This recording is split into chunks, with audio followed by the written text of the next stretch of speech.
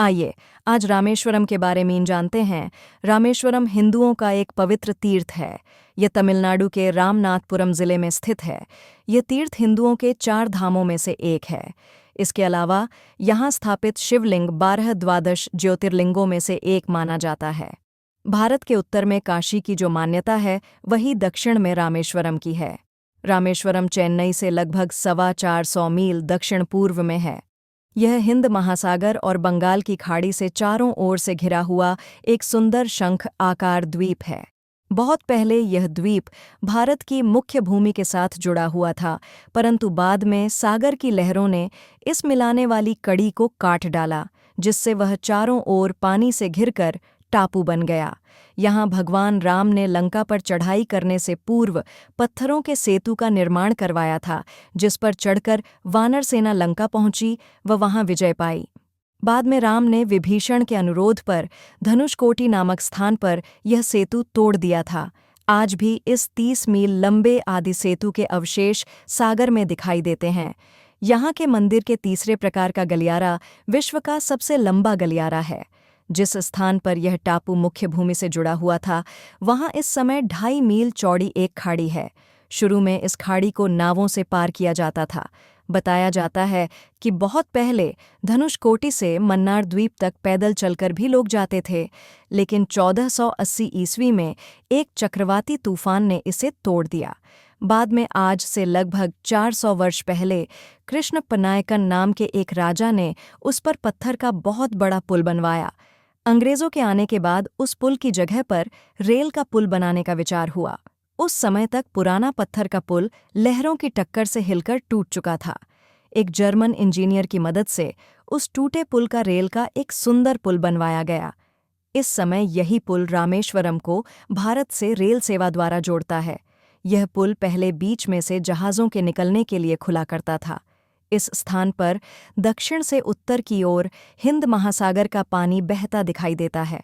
उथले सागर एवं संकरे जलडमरू मध्य के कारण समुद्र में लहरें बहुत कम होती हैं। शांत बहाव को देखकर यात्रियों को ऐसा लगता है मानो वह किसी बड़ी नदी को पार कर रहे हों। रामेश्वरम से दक्षिण में कन्याकुमारी नामक प्रसिद्ध तीर्थ है। रत्नाकर कहलाने वाली बंगाल की खाड़ी यहीं पर हिंद महासागर से मिलती है। रामेश्वरम और सेतु बहुत प्राचीन है, परंतु रामनाथ का मंदिर उतना पुराना नहीं है। दक्षिण के कुछ और मंदिर 1.5-2 हजार साल पहले के बने हैं, जबकि रामनाथ के मंदिर को बने अभी कुल 800 वर्ष से भी कम हुए हैं। इस मंदिर के बहुत से भाग 50-60 साल पहले के हैं। रामेश्वरम का गलियारा विश्व का सबसे लंबा गलियारा है। यह उत्तर दक्षिण में 197 मीटर एवं पूर्व पश्चिम 133 मीटर है। इसके परकोटे की चौड़ाई 6 मीटर तथा ऊंचाई 9 मीटर है। मंदिर के प्रवेश द्वार का गोपुरम 38.4 मीटर ऊंचा है। यह मंदिर लगभग 6 हेक्टेयर में बना हुआ है। मंदिर में विशालाक्षी जी के गर्भगृह के निकट ही 9 ज्योतिर्लिंग हैं, जो लंकापति विभीषण द्वारा स्थापित बताए जाते हैं। रामनाथ के मंदिर में जो ताम्रपट है, उनसे पता चलता है कि 1973 ईस्वी में श्रीलंका के राजा पराक्रम बाहू ने मूल लिंग वाले गर्भगृह का निर्माण करवाया था। उस मंदिर में अकेले शिवलिंग की स्थापना की गई थी। देवी की मूर्ति नहीं रखी गई थी, इस कारण वह नीलसंगेश्वर का मंदिर कहलाया। यही मूल मंदिर आगे चलकर वर्तमान दशा को पहुंचा है। बाद में 15वीं शताब्दी में राजा उदयन सेतुपति और निकटस्थ नागौर निवासी वैश्य ने 1450 में इसका 78 फीट ऊंचा गोपुरम निर्माण करवाया था। बाद में मदुरई के एक देवी भक्त ने इसका जीर्णोद्धार करवाया था। 16वीं शताब्दी में दक्षिणी भाग के द्वितीय परकोटे की दीवार का निर्माण तिरुमलई सेतुपति ने करवाया था। इनकी विनके पुत्र की मूर्ति द्वार पर भी विराजमान है। इसी शताब्दी में मदुरई के राजा विश्वनाथ नायक के एक अधीनस्थ राजा उदयन सेतुपति कट्टत्तेश्वर ने नंदी मंडप आदि निर्माण करवाए। नंदी मंडप 22 फीट लंबा, 12 फीट चौड़ा व 17 फीट ऊंचा है। रामनाथ के मंदिर के साथ सेतु माधव का मंदिर आज से 500 वर्ष पहले रामनाथपुरम के राजा उदयन सेतुपति और एक धनी वैश्य ने मिलकर बनवाया था। 17वीं शताब्दी में दलवाय सेतुपति ने पूर्वी गोपुरम आरंभ किया। 18वीं शताब्दी में रवि विजय सेतुपति ने देवी देवताओं के शयन गृह व एक मंडप बनवाया। बाद में मुत्तू रामलिंग सेतुपति ने बाहरी परकोटे का निर्माण करवाया। 1987 से 1404 के बीच मध्य देवकोट्टई से एक परिवार ने 126 फीट ऊंचा 9 द्वार सहित पूर्वी गोपुरम निर्माण करवाया। इसी परिवार ने 1907 से 1925 में गर्भगृह की मरम्मत करवाई। बाद में इन्होंने 1947 में महाकुंभाभिषेक भी करवाया। रामेश्वरम का मंदिर भारतीय निर्माण कला और शिल्पकला का एक सुंदर नमूना है। इसके प्रवेश द्वार 40 फीट ऊंचा है। प्राकार में और मंदिर के अंदर सैकड़ों विशाल खंभे हैं जो देखने में एक जैसे लगते हैं, परंतु पास जाकर जरा बारीकी से देखा जाए तो मालूम होगा कि हर खंभे पर बेल बूटे की अलग अलग कारीगरी है। रामनाथ की मूर्ति के चारों ओर परिक्रमा करने के लिए 3 प्राकार बने हुए हैं। इनमें तीसरा प्राकार 100 साल पहले पूरा हुआ। इस प्राकार की लंबाई 400 फुट से अधिक है। दोनों ओर 5 फुट ऊंचा और करीब 8 फुट चौड़ा चबूतरा बना हुआ है। चबूतरों के एक ओर पत्थर के बड़े बड़े खंभों की लंबी कतारें खड़ी है। प्राकार के एक सिरे पर खड़े होकर देखने पर ऐसा लगता है मारो सैकड़ों तोरण द्वार का स्वागत करने के लिए बनाए गए हैं। इन खंभों की अद्भुत कारीगरी देखकर विदेशी भी दंग रह जाते हैं। यहाँ का गलियारा विश्व का सबसे लंबा गलियारा है। रामनाथ के मंदिर के चारों ओर दूर तक कोई पहाड़ नहीं है जहाँ से पत्थर आसानी से लाए जा सकें। गंधमादन पर्वत तो नाममात्र का है। ये वास्तव में एक टीला है और उसमें से एक विशाल मंदिर के लिए जरूरी पत्थर नहीं निकल सकते। रामेश्वरम के मंदिर में जो कई लाख टन के पत्थर लगे हैं वे सब बहुत दूर दूर से नावों में लाद कर लाए गए हैं। रामनाथ जी के मंदिर के भीतरी भाग में एक तरह का चिकना काला पत्थर लगा है। कहते हैं ये सब पत्थर लंका से लाए गए थे। रामेश्वरम के विशाल मंदिर को बनवाने और उसकी रक्षा करने में रामनाथपुरम नामक छोटी रियासत के राजाओं का बड़ा हाथ रहा। अब तो यह रियासत तमिलनाडु राज्य में मिल गई है। रामनाथपुरम के राजभवन में एक पुराना काला पत्थर रखा हुआ है। कहा जाता है यह पत्थर राम ने केवटराज को राज तिलक के समय उसके चिन्ह के रूप में दिया था। रामेश्वरम की यात्रा करने वाले लोग इस काले पत्थर को देखने के लिए रामनाथपुरम जाते हैं।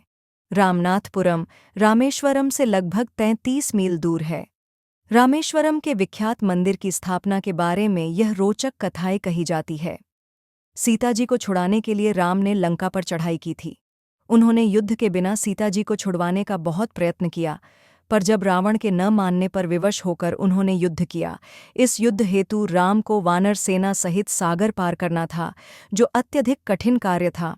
तब श्री राम ने युद्ध कार्य में सफलता और विजय के पश्चात कृतज्ञता हेतु उनके आराध्य भगवान शिव की आराधना के लिए समुद्र किनारे की रेत से शिवलिंग का अपने हाथों से निर्माण किया। तभी भगवान शिव स्वयं ज्योति स्वरूप प्रकट हुए और उन्होंने इस लिंग को श्री रामेश्वरम की उपमा दी। इस युद्ध में रावण के साथ उसका पूरा राक्षस वंश समाप्त हो गया और अंततः सीता जी को मुक्त कराकर श्री राम वापस लौटे। रावण भी साधारण राक्षस नहीं था, वह महर्षि पुलस्त्य का वंशज और वेदों का ज्ञानी और शिवजी का बड़ा भक्त भी। श्री राम को उसे मारने के बाद बड़ा खेद हुआ। ब्रह्मा हत्या के पाप प्रायश्चित के लिए श्री राम ने युद्ध विजय पश्चात भी यहाँ रामेश्वरम जाकर पूजन किया। शिवलिंग की स्थापना करने के पश्चात इस लिंग को काशी विश्वनाथ के समान मान्यता देने हेतु उन्होंने हनुमान जी को काशी से एक शिवलिंग लाने कहा। हनुमान पवन सुत थे, बड़े वेग से आकाश मार्ग से चल पड़े और शिवलिंग ले आए। यह देखकर राम बहुत प्रसन्न हुए और रामेश्वर ज्योतिर्लिंग के साथ काशी के लिंग की भी स्थापना कर दी। छोटे आकार का यही शिवलिंग रामनाथ स्वामी भी कहलाता है। ये दोनों शिवलिंग इस तीर्थ के मुख्य मंदिर में आज भी पूजित हैं। यही मुख्य शिवलिंग ज्योतिर्लिंग है। पूरे भारत, दक्षिण पूर्व एशिया और पूर्व एशिया के कई देशों में हर साल दशहरे पर और राम के जीवन पर आधारित सभी तरह के नृत्य नाटकों में सेतु बंधन का वर्णन किया जाता है। राम के बनाए इस पुल का वर्णन रामायण में तो है ही, महाभारत में भी श्री राम के नल सेतु का जिक्र आया है। कालिदास की रघुवंश में सेतु का वर्णन है। अनेक पुराणों में भी श्री राम सेतु का विवरण आता है। एनसाइक्लोपीडिया ब्रिटेनिका में इसे राम सेतु कहा गया है।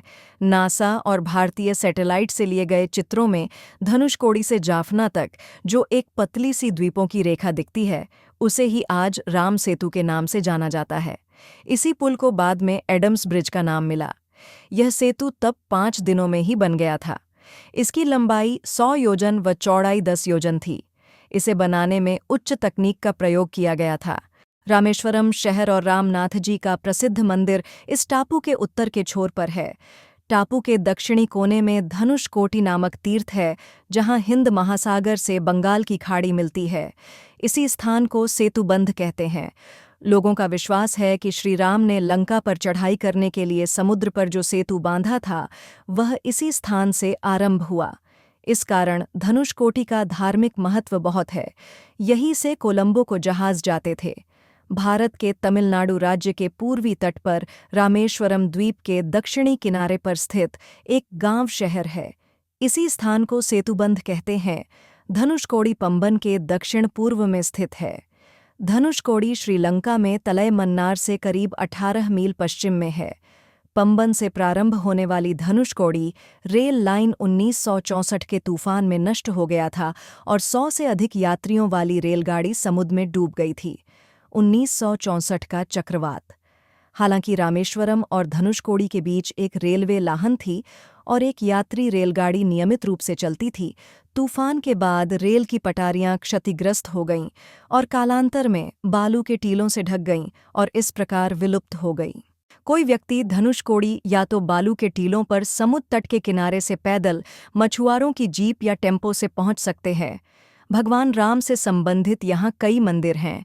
यह सलाह दी जाती है कि गांव में समूहों में दिन के दौरान जाएं और सूर्यास्त से पहले रामेश्वरम लौट आएं, क्योंकि पूरा 15 किलोमीटर का रास्ता सुनसान और रहस्यमय है। पर्यटन इस क्षेत्र में उभर रहा है। भारतीय नौसेना ने भी अग्रगामी पर्यवेक्षण चौकी की स्थापना समुद्र की रक्षा के लिए की है और यात्रियों की सुरक्षा के लिए पुलिस की उपस्थिति महत्वपूर्ण है। धनुषकोडी में हम भारतीय महासागर के गहरे और उथले पानी को बंगाल की खाड़ी के छिछले और शांत पानी से मिलते हुए देख सकता है। चूंकि समुद्र यहाँ छिछला है, तो आप बंगाल की खाड़ी में जा सकते हैं और रंगीन मूंगों, मछलियों, समुद्री शैवाल, स्टार मछलियों और समुद्र ककड़ी आदि को देख सकते हैं।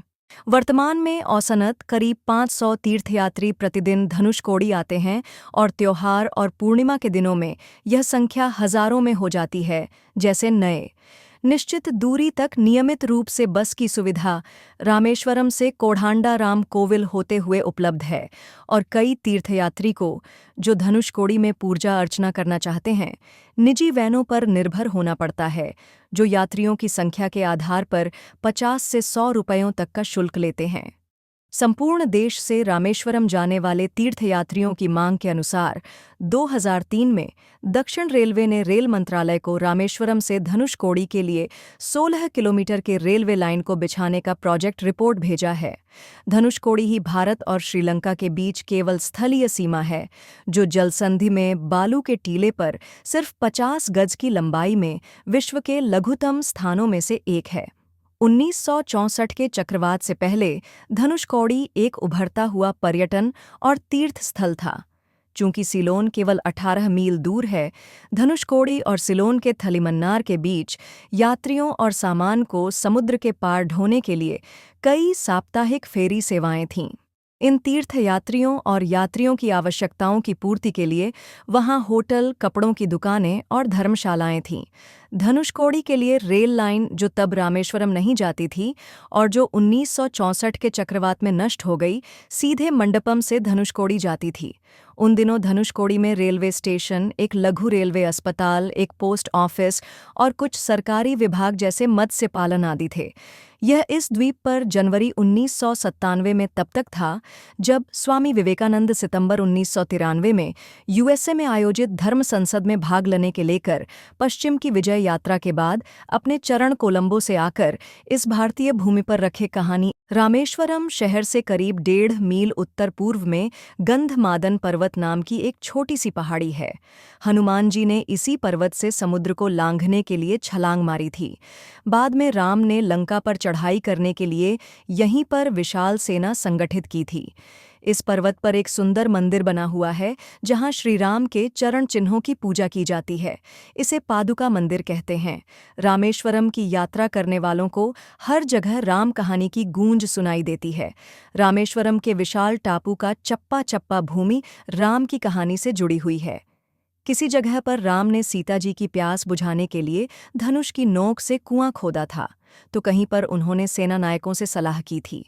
कहीं पर सीता जी ने अग्नि प्रवेश किया था, तो किसी अन्य स्थान पर श्री राम ने जटाओं से मुक्ति पाई थी। ऐसी सैकड़ों कहानियां प्रचलित है।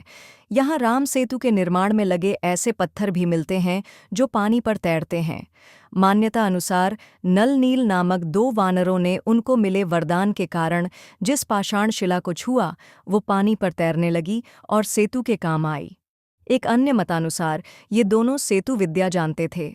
कहानी अच्छी लगी हो तो लाइक करें, सब्सक्राइब करें और शेयर करें। धन्यवाद।